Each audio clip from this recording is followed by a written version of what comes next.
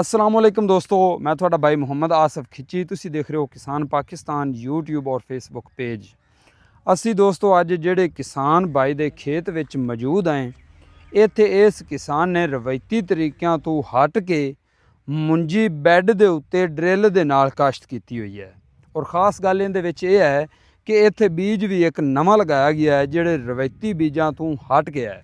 और किसान भाई दा ये कहना है कि इस तरीके दे नाल और रवायती बीजां तो हट के ये जिहड़ा नवा उन्हां बीज लगाया है, इनकी फी एकड़ एवरेज भी रवायती बीजां तो ज़्यादा है। और इस रवायती तरीक़े तो हट के इस तरीके नाल फी एकड़ खर्चा भी कम है और एवरेज भी फी एकड़ ज़्यादा है। और किसान भाइयों का यह भी सानू दसना सी कि इस रवायती तरीक़िਆਂ तो हट के इस तरीके नाल और इस बीज नाल खाद का खर्च भी कम हुंदा है और फी एकड़ एवरेज रवायती बीजां नालों ज़्यादा निकलती है। यानी कि खर्चा और मेहनत कम और फी एकड़ एवरेज ज़्यादा।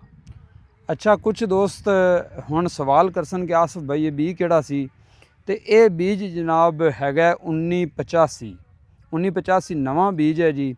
तो इहदे वास्ते उन्हां स्पैशल एक जहर भी तैयार की है जड़ी बूटी की, जी सिर्फ 1985 वास्ते है।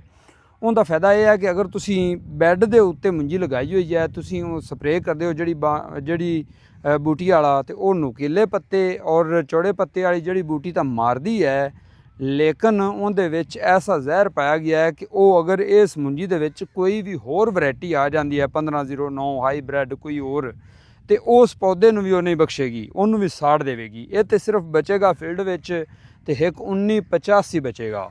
बाकी बैड के उत्ते मुंजी लगाने का फायदा यह भी है कि पानी की बचत है, पानी कम लगाना पैंदा है। और जी DAP सी वो थोड़ी ड्रिल दे विच ही नाल ही लगती गई है। फी एकड़ किसान भाई का दसना है कि असी अद्धी बोरी लगाई है। हुण पिछू जिहड़ा है ना यूरिया और सल्फर वगैरह इनू लगा रहे ने। तो ये तरीका अगर पाकिस्तान दे विच कामयाब हो जाता है, ये बीज और ये तरीका, तो आने वाले वक्त विच लोग इस तरीके नू अपनावणगे और इहदे तो फायदा उठाणगे। बाकी दोस्तों सानू पता लेट लगा है कि ये मुंजी जदों काश्त की गई सी ना, तो असी तुहानू उदों व्लॉग बना के दिखावना सी।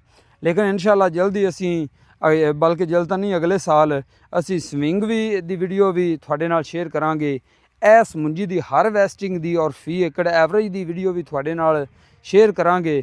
तो यह गल भी तुहानू दसदा चलना कि कोई काम भी तुसी अगर मुढ़ों नवें सिर शुरू करते हो या कोई तजर्बा करते हो, तो पहली वारी ही वो कामयाब नहीं हो जाता। उहदे विच तुहानू मेहनत दरकार हुंदी है, उहदे विच तुहानू अबूर हासिल करना पैंदा है। तो जदों तुसी इहनू समझदे हो, ये तजर्बे दे विच तुसी कामयाब हो जाते हो, तो फिर बिल्कुल ये घाटे का सौदा नहीं हैगा। इत्थे कम से कम जिहड़ा है ना कोई 30 एकड़ मेरे इलम के मुताबिक मुंजी जिहड़ी सानू नज़र आ रही है, वो इस ड्रिल ते काश्त होई खड़ी है। और मुख्तलिफ वैरायटियां ने, सारी 1985 नहीं है घट। तो बाकी दोस्तों थानू साडा ये व्लॉग कैसा लगा, कमेंट सैक्शन में अपनी राय का इजहार करना है। और इस तरह की अगर वीडियो तुसी होर देखना चाहते हो और मालूमात चाहते हो, तो कमेंट सैक्शन दे विच दसना है। मिलते हैं इंशाअल्लाह अगली वीडियो नाल। अल्लाह हाफिज़।